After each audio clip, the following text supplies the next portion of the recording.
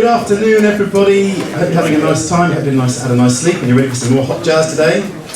So, we're going to be spending the next hour or so on the north banks of the Thames, just down from Westminster, near the Strand, the famous road, the Strand, at Savoy Court, where in medieval times there was a palace which was burned down in the Peasants' Revolt, inspired by one John Ball, no relation to me, I don't think. And then, obviously, in the late 19th century, the theatre impresario Richard Doyley-Carte became very wealthy with the Savoy Theatre on that site, which he had built in 1881, and had the clever idea of putting together W.S. Gilbert and Arthur Sullivan. And about, I don't know how many operas later, and a huge amount of money earned, they had enough to build a hotel next door to the theatre, which hosted bands playing jazz-adjacent music from about 1915, 16 or so. There was a ragtime band that played there with two banjos, piano and drums, the Savoy Quartet. And then in about 1920 or 21, I think it was about 1920, they hired a dancing master called Wilfrid de Mornis, who decided that, in line with Paul Whiteman's records and some of the sort of slightly more sophisticated music coming out of America, it was time to dispense with the ragtime band and put together something a little bit more elaborate. So he found an American reeds player, Bert Ralton, who will be a very important figure in this story, who'd been playing with Art Hickman's band on the west coast of America, and hired him to come to the Savoy and bring some Americans with him. I think Vic King, who was a banjo player. Before this, Ralton and King had been in New York and also in Havana. They played a short stint in Havana, in Cuba. So to add a sort of air of glamour and exoticism to the new band, they called it, even though it was based in the Savoy Hotel in London, they called it the New York Havana Band. And people would think, oh, blimey, it's a band from New York and Havana, what's that going to be like? The tune we just played was actually the Henpecked Blues. That's one a little bit later on, but we wanted to kind of wake you all up with something a little bit rousing, with some hot solos. You heard from Mike and from Malo and from Richard and from Mauro and from Christoph. I think that's just nearly all the horn players. And David. And David, yes. So, yeah, and David, well, yeah, of course, so we're hearing from more of them in a little while. So we're going to go back now and hear what the band sounded like in 1921, when Ralton and his Americans first arrived in London, the New York Havana Band. And this is a slightly smaller group, without any trumpets, and this is a tune called Let's Dance Through Life, which is actually a French song written by Maurice Yvain, but somebody just in retitle. And you can hear that obviously it's still a little bit ragtimey, but we're getting towards jazz. Off we go.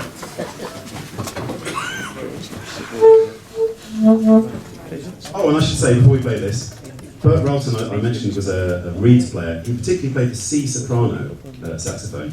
Our Bert Ralton is the wonderful, the magisterial Mr. Mauro Porro, and he's going to be doing some lovely soprano saxophone for you in this, which on the record is actually an oboe, I think, but luckily he didn't bring that with him. Okay, off we go. 1, 2, 3, 4.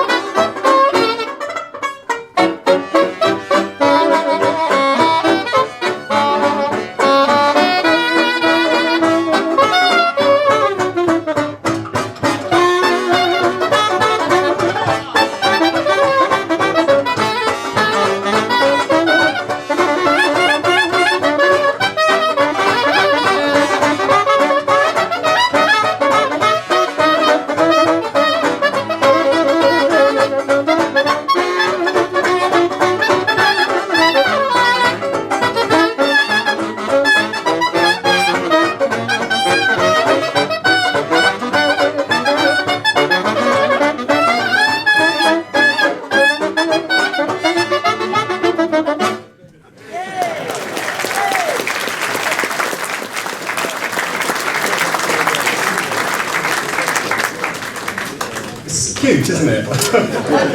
Okay, so we're now going to move forward a little bit, a year or two. We're now in 1922, and again inspired by all the dance band music coming out of America, they decided to expand the band and add some locals in. So later on we're going to talk a little bit about personnel, but two of the important local musicians that were added to this, the American core of this band, were the great bass player, tuba and bass sax, Jim Bellamy, who is being split in half tonight. He's actually Richard Pite and Claus Jacobi split in half, so both portraying Jim Bellamy on different instruments.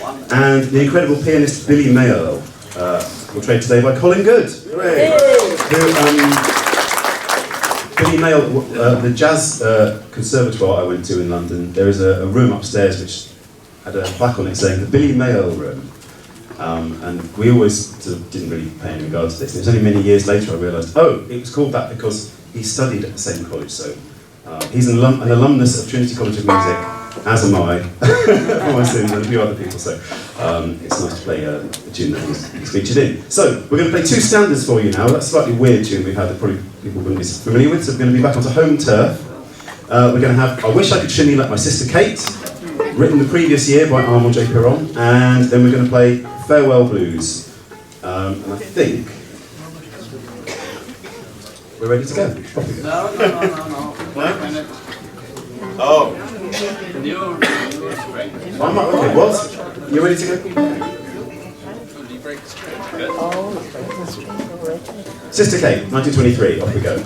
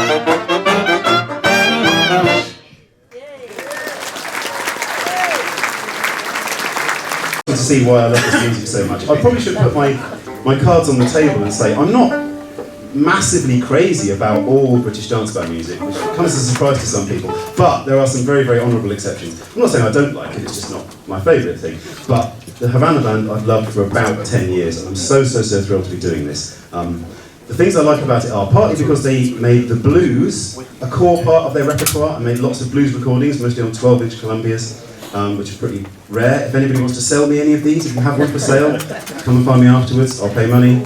But no British band, and I'm using British as a sort of advised term here because obviously there are some Americans in it, but a British-based band from London, where everyone lives and works in London all the time, had played the blues like properly with solos and stuff up to this point, not really, and made it a big part of their sound. So that's why I wanted to play those two.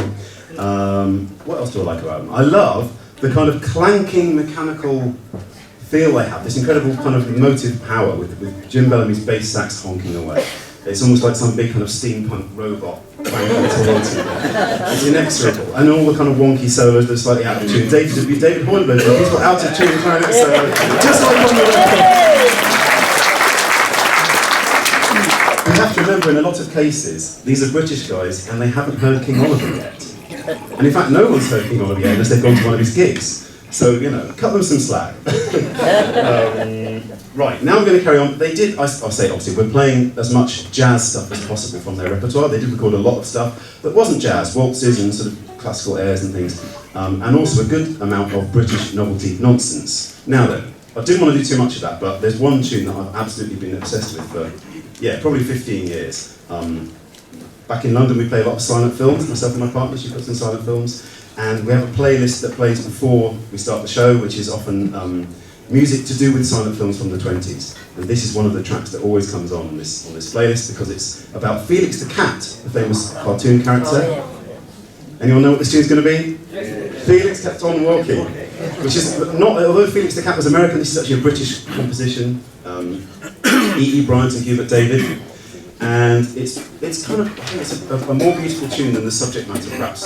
It's silly and beautiful all at once. I don't know how it happens. And there's going to be some novelty stuff going on. Malo here, Malo Mazurie, is going to portray the titular cat through his trumpet. We've already heard Richard Exall's chicken impression, now we're going to hear a cat.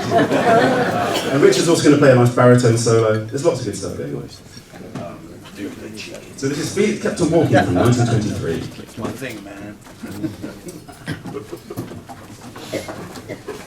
1, 2, 1, 2, 3.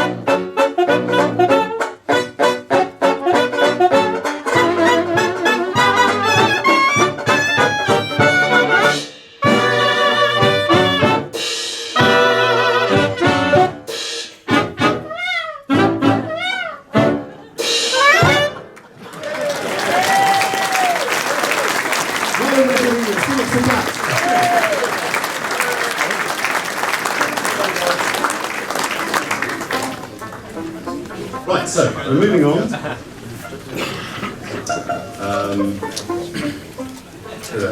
We're going to move on now. We're going to play the Broadway Blues. Now on the record this says London Blues, Broadway Blues.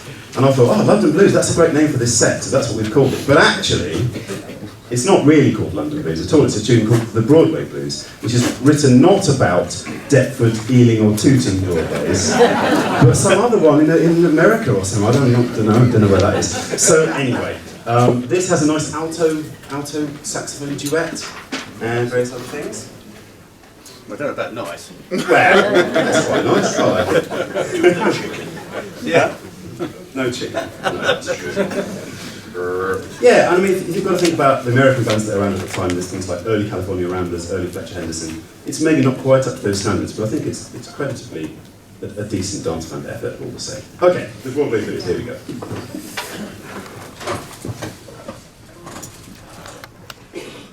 1, 2, 1, 2, 3.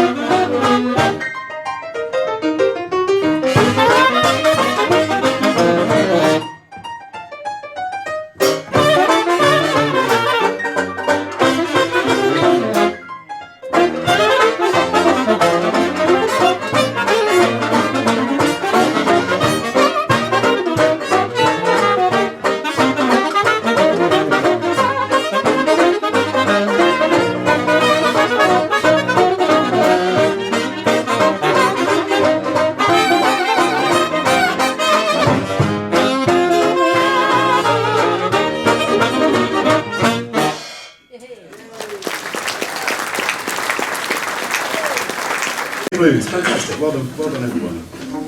So, we talked about Bert Ralton. He's actually left the band a while ago, although we've been following the band. He got the hump because basically in 1923, the Havana Band they'd been renamed the Savoy Havana Band by now. The hotel realised they were missing a trick there and they could probably cash in a bit. They'd been making BBC broadcasts very often on the radio. They were so popular and so in demand that they couldn't fulfil all of their bookings. And so the hotel management decided to create a spin-off band with different musicians, the Orpheans, who later of course became probably more famous and more well known. And from what we can tell, Bert Ralton kind of got the hump a bit about this and felt that the Orpheans were overshadowing the original jazz band at the Savoy. And so he decided to go off on tour. He went off on a massive world tour, and it eventually ended up as far away as Australia and New Zealand, which is amazing for that time. Had a very successful time. But the band carried on without him, so actually the tunes we've just been hearing were stuff that was recorded once he left. Now we're going to have a hot tune with a slightly smaller group, featuring, we're not quite sure, I was going to talk about maybe I'll talk about personnel now, because the personnel of the band isn't very well documented. There's quite a lot of literature around at the time with the core personnel in it, but we're not sure with recordings, people might have come in and out, and there seems to be some soloists on this next tune that are different to the ones that are generally on the records that are marketed as Havana Band. There's speculation about who it might be, we're not really sure, but suffice to say, there's going to be some good stuff. Mike Davis here. Mike Davis, everyone! He's going to play some nice do-wacka-do cornet for us. And there's some saxophone business from Richard and David. Yeah, this is called Come On Red, You Red Hot Devil Man.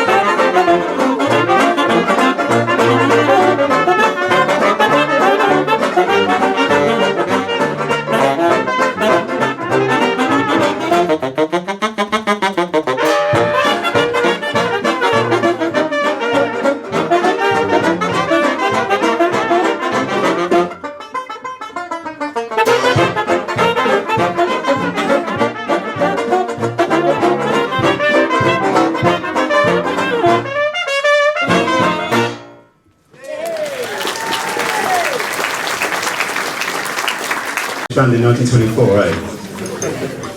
Okay, going to move on one more year.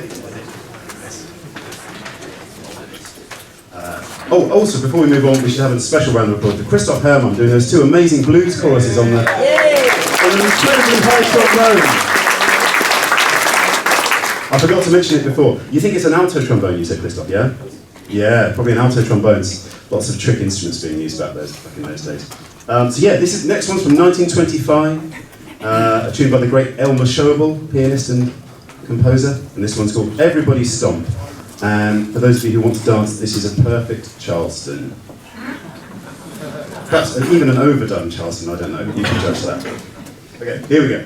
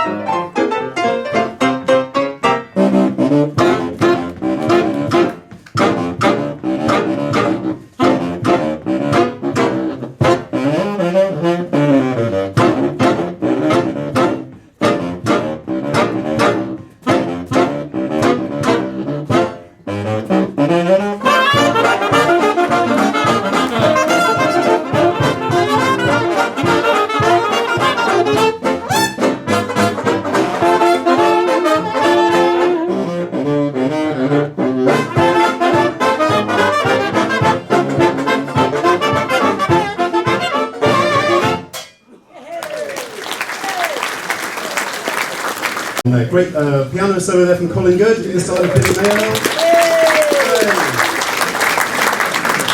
And of course, Claus Jacobi doing the June Bellamy special on the bass saxophone. Yeah!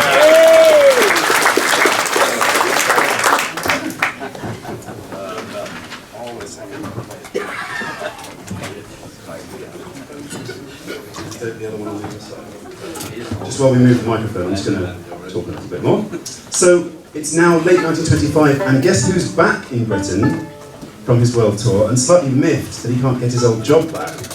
Bert Ralton. A bit like rappers, lots of early jazz bands seem to have beef and to build up these big feuds between each other. So Bert Ralton, on returning to England, immediately set up his own original Havana Band with completely different people, and released stuff on other labels to compete with the Savoy Havana Band that was still going. So you've now got two bands with almost the same name, and even recording the same tunes in the same months. So the next tune we're going to play is going to feature a vocal by Mike in the style of Bert Ralton, pretending to be British when he's actually American. So that will explain the rolled R's he's going to do for us. And yeah, this was recorded by the original Havana Band, so Ralton's rival band that he set up coming back, and then the actual Havana Band recorded it I think a month later or something, so they put out their own version. But we're going to do Ralton's version. So you've got to imagine this is a completely different set of people from the ones you just heard, and probably with a massive amount of beef towards them as well. So this is a tune called "I Never See Maggie Alone." It's another sort of British, slightly silly British thing. Mike's going to do a beautiful job because he's.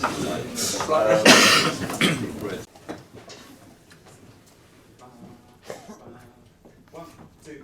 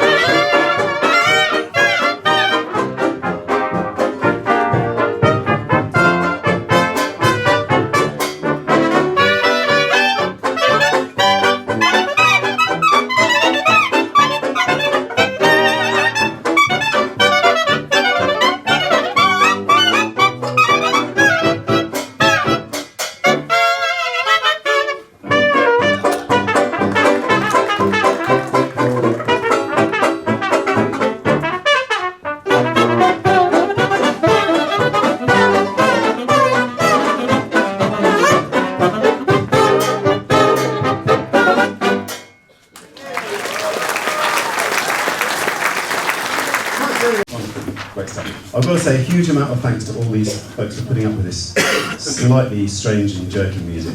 Let's go around them quickly once more. Christoph Hermann, Malo Mazurie, Mike Davis, Richard Exall, Mauro Porro, David Horniblow, Colin Good, Tom Langham, Claus Jacobi, Richard Pite. For time, so I want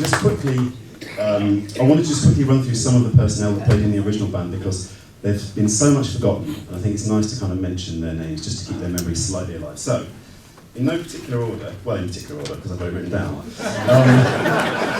Amongst the violinists, they featured Raymond Newton, Reg Batten, and DeBroy Summers. The trumpet players George Eskdale, Eddie Frizzell, Arthur Wilson, Jimmy Wernell, and Harry Thompson. The reed players Frank Kilduff, Leslie Bates, Van Phillips, Frank Diodato, Howard Jacobs, and Rudy Valley. You might have heard of him. The trombonists Bill Marcus, Bernard Tipping, and Jock Fleming. The banjoists Dave Wallace and Dave Thomas. The pianists John Furman and Billy Mayo. And the drummers Whitey Higley, Laurie Huntington, and Ronnie Gubertini. There were many others, but those seem to be, from what I can tell, the main kind of core people throughout most of the time. So, a little bit. Thank you. Yes, good round of applause for all of them. Come on. The other thanks I've got to give very quickly are from people who helped me out doing this. I've never ever arranged or led a band this big before, and I've done a few things here in the past, but they've always been smaller. And this was the year when I thought, maybe it's time. Actually, no, 2020 was the year when I thought, maybe it's time to learn to arrange for a big band. And I went and sent off for some stocks. I asked Keith, if he could help at all with some stock arrangements, and he suggested that I get in touch with Dave Kerr. Is Dave here? Dave Kerr! Round of applause for Dave Kerr. Who provided some stocks and also recommended I get in touch with Brett Lowe in New Zealand, who was also really, really helpful. So thanks, Brett, if you're watching this on YouTube. And also, I've got to say a huge round of applause for Jonathan because his transfers of the 78s have been so helpful because this music hasn't been reissued cleanly very much. And he's put some wonderful transfers of this stuff on YouTube. So round of applause for Jonathan.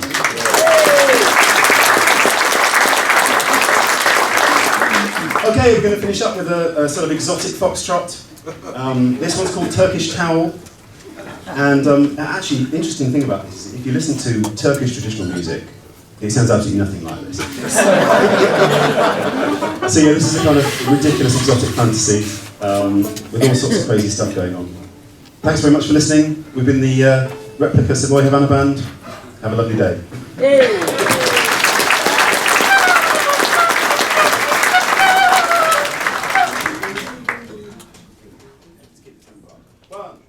One, two, three.